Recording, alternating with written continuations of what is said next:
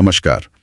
आज हम छत्तीसगढ़ के धमतरी जिले में जो मां मातंगी दिव्य धाम है और वहां के प्रमुख श्री प्रेमा साई जी महाराज, उनके बारे में मिली कुछ शुरुआती जानकारी पर थोड़ी बात करेंगे। हाँ, हमारे पास एक परिचयात्मक लेख है जो उनके आध्यात्मिक योगदान और धाम के महत्व के बारे में बताता है। बिल्कुल, तो चलिए थोड़ा इसको समझते हैं, जानने की कोशिश करते हैं कि श्री प्रेमा साई जी महाराज की भूमिका क्या बताई गई है, उनकी जो कथित शक्तियां हैं उनका क्या जिक्र है, और ये धाम इतना फेमस क्यों है, ऐसा सोर्स में क्या लिखा है।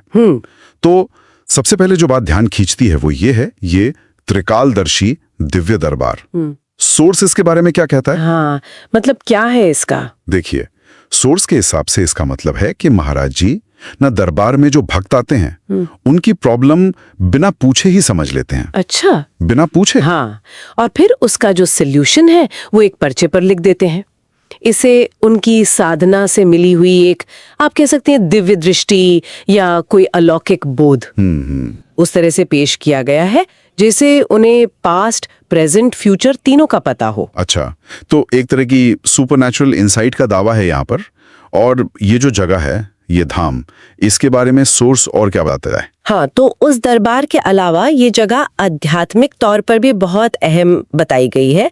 इसे माँ मातंगी, माँ बंगलामुखी और माँ छिन्नमस्ता, इन शक्तियों का सिद्धपीठ कहा गया है। सिद्धपीठ, इसका मतलब क्या होता है आमतौर पर? सिद्धपीठ मतलब आमतौर पर ऐसी जगह मानी जाती है जहां माना जाता है कि कोई पूजा पाठ या साधना वगैरह जल्दी फल देती है या ज्यादा असरदार होती है। ओके, तो ये एक सिद्धपीठ है जी। और यहाँ तंत्र साधना और अनुष्ठान वगैरह की भी बात है।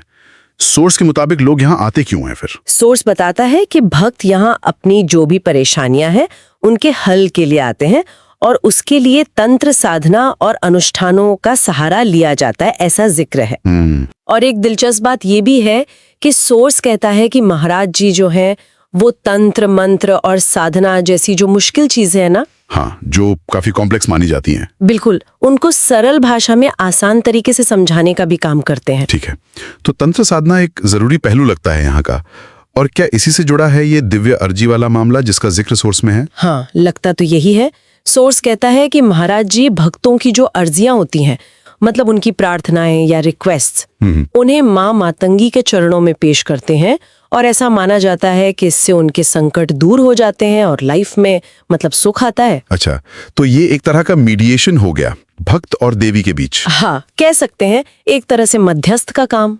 और इस धाम की पहुंच कहाँ तक बताई गई है? मतलब ये सिर्फ लोकल लेवल पे ही इम्पोर्टेंट है या? नहीं, सोर्स के मुताबिक तो ऐसा बिल्कुल नहीं है।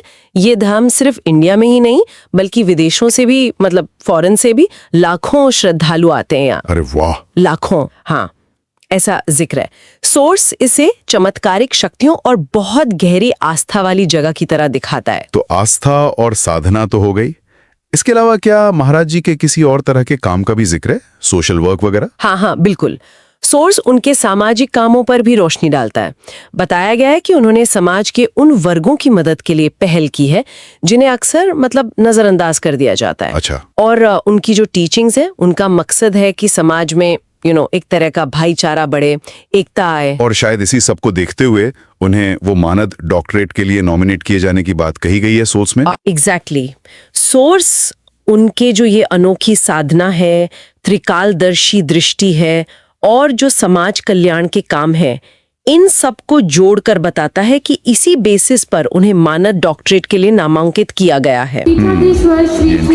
हाँ, ये इंटरेस्टिंग इसलिए है क्योंकि ये दिखाता है कि कैसे सोर्स के अनुसार जो पारंपरिक आध्यात्मिक दावे हैं और जो जमीनी सामाजिक काम है, इनका ये जो मिक्सचर है, इसको एक तरह की मॉडर्न पहचान भी मिल सकती है। सही बात है, मतलब उनका प्रभाव सिर्फ धार्मिक दायरे तक ही सीमित नहीं है। बिल्कुल, ये सामाजिक और शायद कह सकते हैं सांस्कृतिक क्षेत्र तक फैला हुआ दिखाता है। तो कुल मिलाकर अगर हम इस सोर्स को देखें तो श्री प्रेमा साई जी महाराज को एक ऐसे आध्यात्मिक गुरु के तौर पर पेश किया गया है जिनकी पहचान उनकी अलौकिक समझ, तंत्र मंत्र विद्या पर उनकी पकड़ और सामाजिक सरोकारों से जुड़ी है। हाँ। और मां मातंगी दिव्य धाम इन सब चीजों का सेंटर पॉइंट बताया गया है। बिल्कुल सही।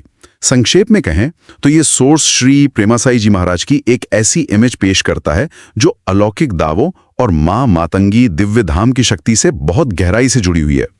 और यहीं से ना एक बड़ा सवाल भी उठता है कि आज के दौर की जो आध्यात्मिकता है उसमें ये पारंपरिक तंत्र साधना, फिर ये त्रिकालदर्शी दरबार जैसे जो चमत्कारी हस्तक्षेप के दावे हैं और साथ में समाज सेवा, इन सब का जो कॉम्बिनेशन है ये कैसे काम करता है, या इसे कैसे देखा जाता है? हाँ, ये सोचने वाली बात है ना।